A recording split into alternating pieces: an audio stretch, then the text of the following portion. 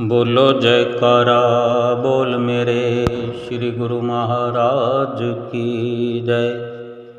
सभी गुरुमुख प्रेमियों से सप्रेम जय सच्चिदानंद।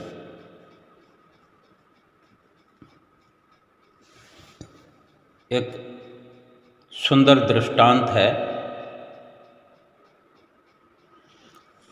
इंसान नरक में भुगत रहा था। चाहे हम इसे अपने पर ले सकते हैं, हम अपने बारे में सोच सकते हैं कि हम नरक भुगत रहे थे, मैं नरक भुगत रहा था। मैंने भगवान से माफ़ी मांगी, भगवान से दुआ मांगी, भगवान से पुकार करी, हे भगवान मुझे माफ़ कर दो, मुझ पर दया करो, मुझे इस 84 के नरक से बाहर निकालो। जो आप कहोगे मैं करूँगा, जिस राह पर चलाओगे मैं चलूँगा, जिस प्रकार से तुम रखोगे मैं रहूँगा, लेकिन नरक से मुझे बाहर निकाल दो। भगवान ने फिर मुझे एक पिंजरे में डाल दिया, बहुत बड़ा पिंजरा। ऐसा पिंजरा कि जिसमें 84 दरवाजे लगे हुए, और एक दरवाज़ा इसमें ऐसा जिससे कि बाहर निकला जा सकता है,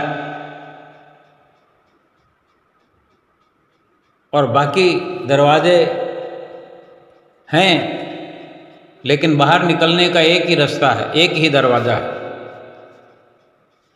और भगवान ने कहा कि अब इन दरवाज़ों में से वो दरवाज़ा ढूंढ जो बाहर निकलने का है, वो दरवाज़ा ढूंढ और बाहर निकल जा।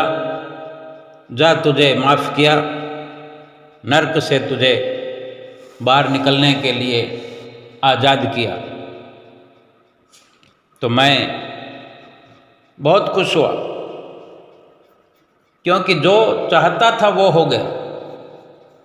भगवान ने मेरे चाहे अनुसार मेरी व्यवस्था कर दी, मेरे बाहर निकलने की व्यवस्था कर दी, मुझे नरक से बाहर निकलने के लिए फरमान जारी कर दिया। मेरी बात मान ली भगवान ने। इतनी बड़ी दया भगवान ने मुझ पर की, मैं बहुत खुश था कि 84 दरवाजे अगर कैद वाले हैं, लेकिन फिर भी एक दरवाज़ा रख छोड़ा है भगवान ने जिससे बाहर निकला जा सकता है। मैं बहुत खुश था। और अब मैं उस एक दरवाजे को ढूंढने के लिए आगे बढ़ने लगा। एक एक दरवाजे को चेक किया, एक एक दरवाजे को पार करते हुए आगे बढ़ता गया। 83 दरवाजे पार कर लिए मैंने, और अब मैं बिल्कुल निश्चिंत था कि यकीन से मैं मन में विश्वास कर रहा था कि अगला दरवाज़ा मुक्ति द्वार है। और इतनी देर से जो प्रयास में था, तो क्या महसूस किया मैंने कि जोरों से भूख लगने लगी मुझे। और जब भूख लग रही थी तो मैं चाहता तो थोड़ा और इंतज़ार कर सकता था खाने पीने का और अपने काम को जारी रख सकता था, लेकिन भूख से बिलखने जैसा मेरे अंदर कुछ होने लगा। भूख से कुछ छटपटाहट होने लगी और पूरा का पूरा ध्यान खाने पीने में चला गया कि कुछ मिल जाए। वहाँ सब व्यवस्था थी और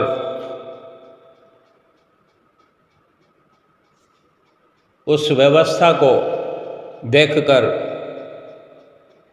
विचार आया कि पहले खा लूं, और खाने लगा तो फिर खाता ही गया। सोचा कि और खा लूं, पेट बिल्कुल भर जाए, फिर दरवाज़ा तो ढूंढ ही लूँगा। ऐसा पेट भरने में लगा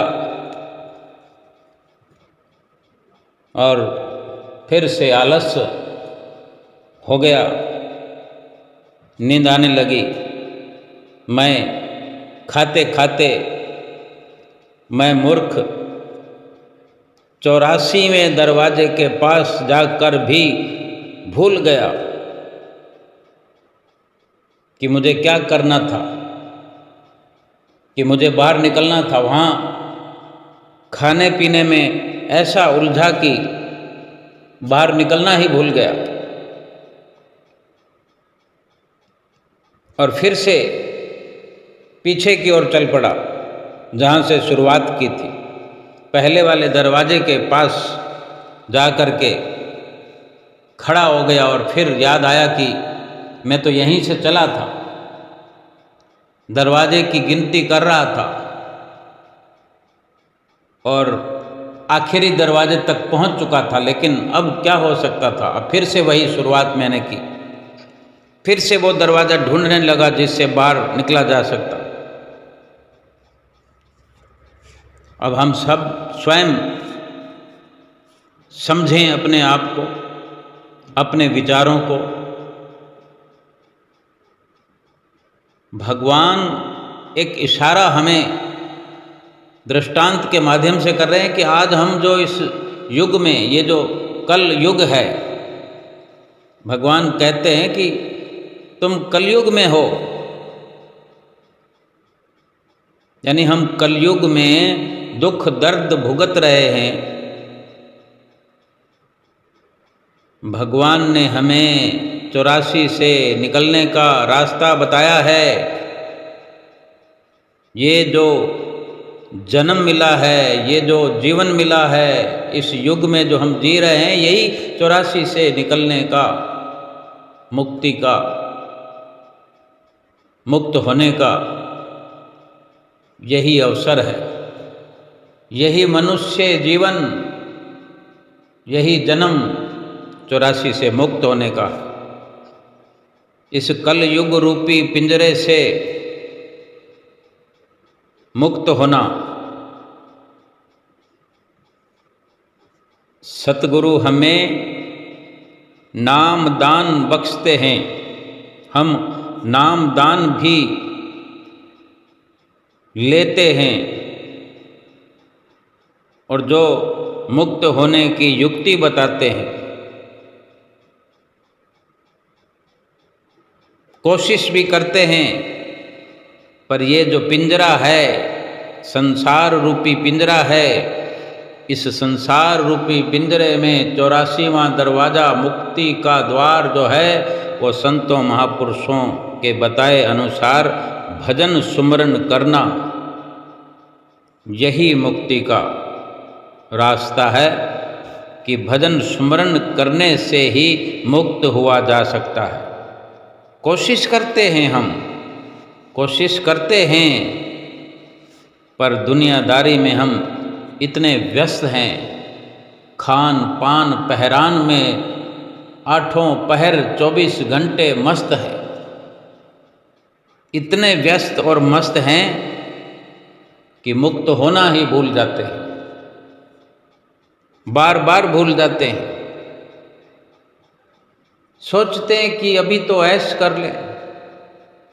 हम खुद थोड़ा विचार करें कि हमारे जीवन में कितने ऐसे अवसर आते हैं जब हम खाने पीने के लिए, सजने सजाने के लिए कितनी तैयारियां करते हैं। कहीं विवाह पार्टी में जाना हो, किस तरह से सजते हैं, संवरते हैं, इस शरीर को इस तरह सजाते हैं कि कोई प्रतियोगिता होने वाली है, सारी नंबरिंग आज ही होगी और सबसे अधिक नंबर हम ही को मिलने वाले हैं। यानी 84 से बचने का, 84 से मुक्त होने से भी बढ़कर इस विवाह पार्टी के अवसर को मानते हैं। कितना समय सजने में लगाते हैं, कितना समय पहनने में और एक खूबसूरती में लगाते हैं, सौंदर्य में लगाते हैं। शरीर की सुंदरता हमारे लिए कितनी अहम हो जाती है, लेकिन पड़े उसी पिंजरे में हैं हम। मुक्ति के साधन को अपनाने के लिए समय खर्च नहीं करते। मुक्ति के लिए जो साधन भी हमें मिला हुआ है वो साधन अपनाते नहीं, भजन सुमरन नहीं करते, उसके लिए समय नहीं है हमारे पास। विवाह में जाना हो, किसी पार्टी में जाना हो, कहीं जन्मदिन रिश्तेदारी में हो, अपने घर में हो, कोई मुहूर्त हो, सारी तैयारियां बढ़ चढ़ करके करते हैं। दुकान से, नौकरी से, अपने कामकाज से भी वक्त से पहले फ्री होकर आ जाते हैं। घर में माताएं बहनें भी वक्त पर तैयार होकर सज धज कर सब के सब बाल बच्चों सहित तैयार हो जाते हैं। किसी को कोई परेशानी या मुश्किल नहीं होती। तन मन धन सब कुछ खर्च करके इन अवसरों का सांसारिक लाभ उठाते हैं। अगर देखा जाए तो इनके पीछे, इन खुशियों के पीछे दुख ही दुख, गम ही गम भरा हुआ है। कभी हमने सोचा नहीं, फिर भी इन अवसरों को पीठ नहीं देते। एक भय लगता है, एक डर लगता है कि लोग क्या कहेंगे, मिलने जुलने वाले क्या कहेंगे, किसी को क्या मुंह दिखाएंगे अगर किसी विवाह पार्टी में ना पहुँचे या सज धज कर ना पहुँचे, नए कपड़े खरीद कर, नए कपड़ों को पहनकर नहीं पहुँचे तो लोग क्या कहेंगे। हर बात की चिंता हम लोगों के लिए करते हैं। ये नहीं सोचते कि अगर मुक्ति का साधन नहीं किया, 84 से बचने का यत्न नहीं किया तो भगवान क्या कहेंगे। ये नहीं सोचते। जिस भगवान से हम ही ने कहा कि मुझे क्षमा करो, मुझे माफ़ करो, जैसा कहोगे मैं करूँगा, वो फरमान सतगुरु ने हमें एक बार नहीं बार बार सुनाया है। कल भी सुनाया था, आज भी सुनाया है, कल भी सुनाएंगे, नित्य प्रति सुनाएंगे कि 84 से बचने का केवल एक ही रास्ता है। लेकिन हम अपने वादे को भूल गए हैं, भगवान से वादा खिलाफी कर रहे हैं। नहीं सोचते कि फिर उसी अवस्था में पहुंच जाएंगे। भगवान ने हमें नरक योनि से निकाल करके संसार रूपी पिंजरे में डाल दिया है और आगाह कर दिया है कि इसी संसार में रहकर ही मुक्ति का साधन किया जा सकता है। और युक्ति भी बताई है कि इस प्रकार से भजन अभ्यास करके, इस प्रकार से सुमरन करके, नित्य नियम करके, सत्संग करके, सेवा करके अपने पहले के किए हुए पाप कर्मों को भी नष्ट किया जा सकता है, हिसाब किताब पूरा किया जा सकता है और हमेशा हमेशा के लिए 84 लाख योनियों से भी मुक्त हुआ जा सकता है। लेकिन हम क्या कर रहे हैं? खाने पीने में लगे हुए, पहनने में लगे हुए, सजने सजाने में लगे हुए, महलमाड़ियाँ बनाने में लगे हुए हैं। सत्संग के लिए समय नहीं, सत्संग के लिए न तन है, न मन है, न धन है। भजन सुमरन के लिए वक़्त नहीं। अपनी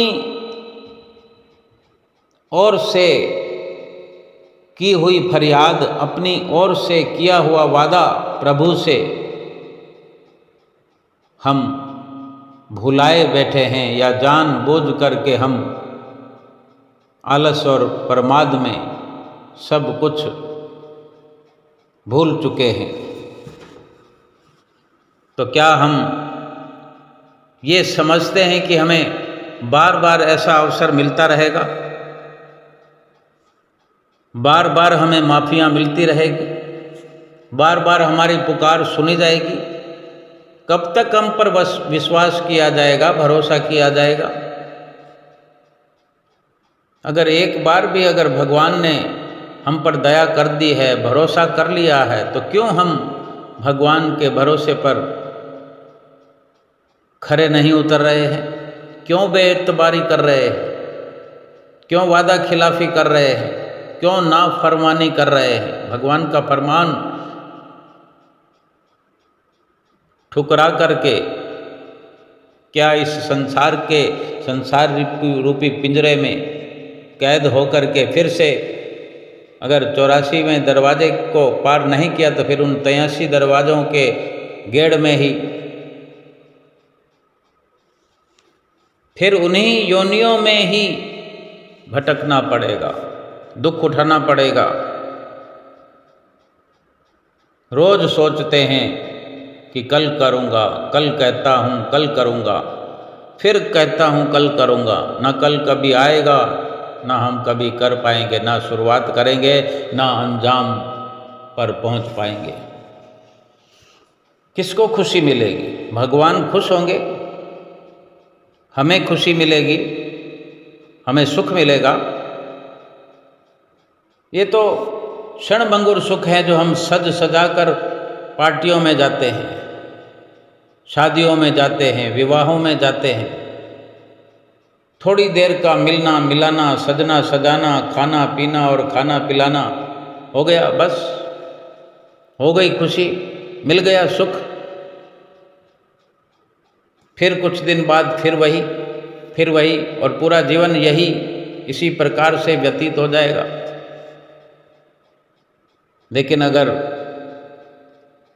सतगुरु के फरमान को मान करके, सतगुरु के आदेश को मान करके अगर 84 से पार होने का, 84 से हमेशा के लिए आज़ाद होने का यत्न किया जाए, भजन सुमरन किया जाए, तो सुख भी मिलेगा, शांति भी मिलेगी, आनंद भी मिलेगा। लम्हा लम्हा, पल पल सुख में व्यतीत होगा। हर पल, हर घड़ी, हर क्षण सुखों में सराबोर रहेंगे और 84 लाख योनियों की कैद से आज़ाद, बिल्कुल आज़ाद हो जाएंगे। यही सच्चाई है। लेकिन अभी तक हमारे समझ में नहीं आई है।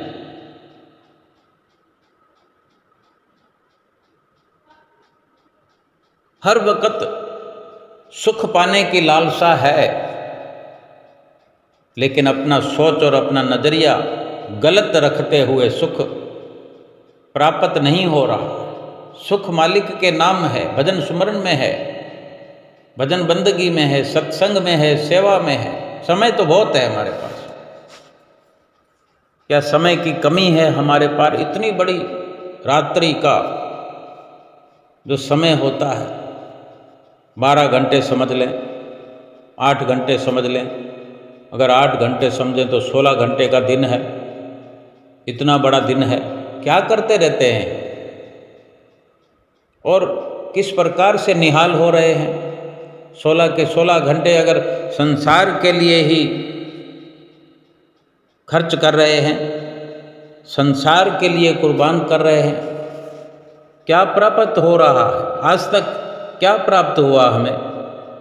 हम अपने पल्ले देखें, अपने दामन में देखें कौन सी खुशियाँ हमने भर ली है, कौन से सुख हमने, कौन से वैभव हमने प्राप्त कर लिए हैं, भर लिए हैं अपनी झोली में।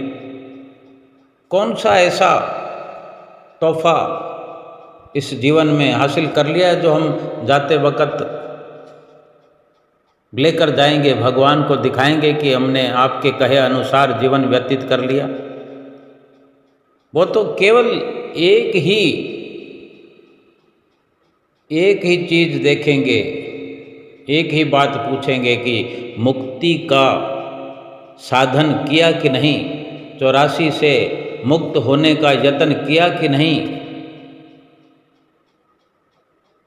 तब क्या जवाब देंगे हम अपने भीतर अभी झांक कर देखें कि क्या हम सुखी हैं। जिन रुपयों पैसों के दम पर, जिन लाखों करोड़ों अरबों की दौलत के दम पर हम कह सकें कि हम ऐसे सुख को प्राप्त कर रहे हैं जो सदा हम पर बरसता रहेगा। जिस धन का गुमान कर रहे हैं वो धन हमारे साथ रहेगा।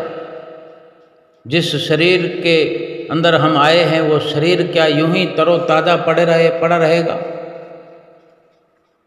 आज जैसा शरीर और जैसा स्वास्थ्य है वो क्या हमेशा रहेगा।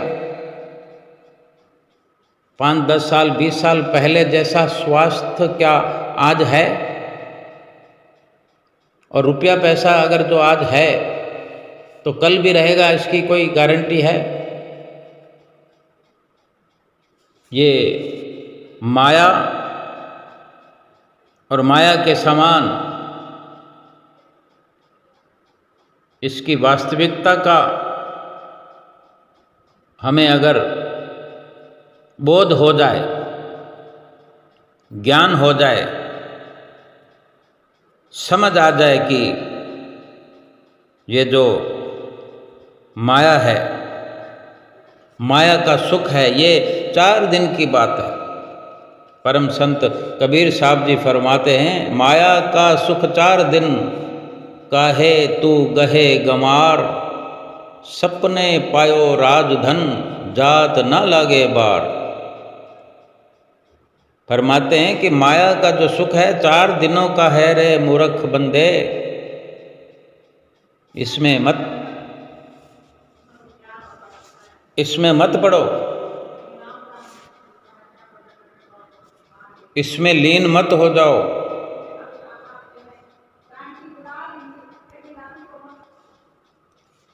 चार दिन की ही अगर सुख की जिंदगी है तो इसमें विचार करना है कि जो सदा सदा की बहारें हैं, सदा का सुख है, उसी को अपनाना चाहिए। ये मायावी सुख, ये क्षणभंगुर नाशवान सुख और ये धन, रुपया पैसा, मोह, ये सब 4 दिनों का है। इसमें लीन हो जाने वाले, इसमें रम जाने वाले, इसमें व्यस्त रहने वालों को परम संत कबीर साहब जी ने मूर्ख कहा, मूढ़ कहा है। कि जिस प्रकार सपने में किसी को धन प्राप्त हो जाए तो का सुबह आँख खुलने पर वो धन उसके पास होता है। रात को नींद में स्वप्न में अगर कोई राजा बन जाए, महाराजा बन जाए, तो आँख खुलने पर हकीकत का जैसे भेद खुल जाता है कि वो स्वप्न था। माया और मायावी संसार और माया के समान ये सब स्वप्न की तरह है कि अभी जो माया का सुख है थोड़ी देर में होगा कि नहीं होगा, उसकी कोई बिसात नहीं है। ऐसे सुखों का भरोसा न कर।